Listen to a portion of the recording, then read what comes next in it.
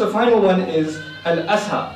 Asa, the root letters for that are hamza, sin, and alif. Or ya, you can say it's a ya.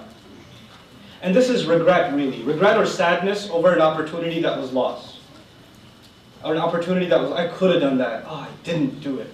Didn't work. You're looking back and you keep beating yourself up over what you could have done, and you was right there. If you just did it, things could have been so much better. Why didn't I take that opportunity? A lot of times, people, when they email me, especially with the subject heading being sadness or depression or something, usually has to do with relationships. There was a sister, I wanted to marry her, and I should have proposed, and then she married someone else, and I'm sad every day, and I keep thinking about how I should have got the guts and talked to her dad, and I didn't do it, blah, blah, blah. This is al-asa.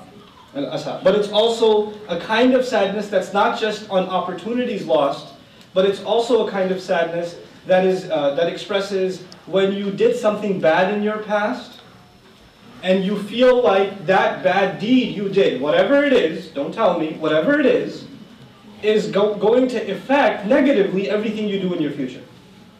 Like your mistake from the past is going to negatively affect everything you do in your future. This word is al-asa. This is also used in the Quran. And this word, it's important for Muslims to understand because we're living in a time where the opportunity to do really bad things very, very easily has been made convenient, right? So we can do pretty bad things, spiritually speaking, to ourselves and damage our souls with very little effort. And when that happens, then we get into a state of depression. What kind of scum am I?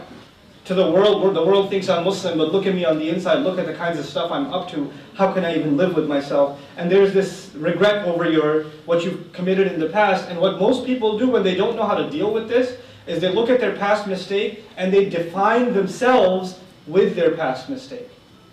What I mean by that is, I messed up, that must mean, I messed up in the past, which must mean I am messed up. There's a difference between I messed up and I am messed up. When people mess up, that doesn't mean they are messed up. That just means they messed up in the past. That is no guarantee that they will mess up in the future until they convince themselves that they are in fact messed up. The only one who can mess you up is your own conviction. Allah Azza wa Jal built you with taqweem. You could get hit, that building could get hit, it could get rattled, but you can fix the damage and maintain the building. Or you could say, let it get hit some more until the building collapses. Then don't blame the architect. And don't blame the architect. That's you brought that on yourself. You cannot live with that kind of constant negative being brought back over and over and over again. There are mother-in-laws, especially in Desi culture, that relive sad incidents in the past. Or they don't let their daughter-in-laws, or the daughter-in-law doesn't let the mother-in-law, or the father doesn't let the son or daughter, they don't let them get over what happened. Just get over it. Move on with life. They can't do it.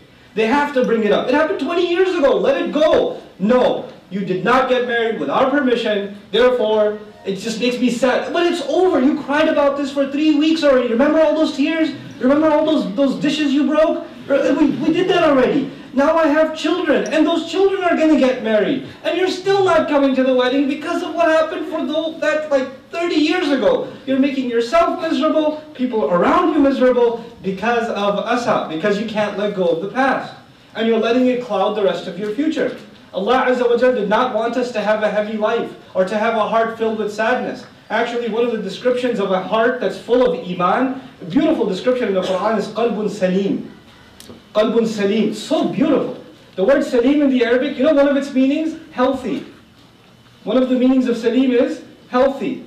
Allah wants the believer that comes to Allah on Judgment Day successfully. Allah says, إِلَّا مَنْ أَتَى اللَّهَ بِقَلْبٍ سَلِيمٍ, except for the one who comes to Allah with a healthy heart, a sound heart, a heart that is free from damage, meaning emotionally you're sound, not just in terms of your iman, but these emotions have an effect on our iman. Fear, anger, depression, grief, all these things are directly related to our iman.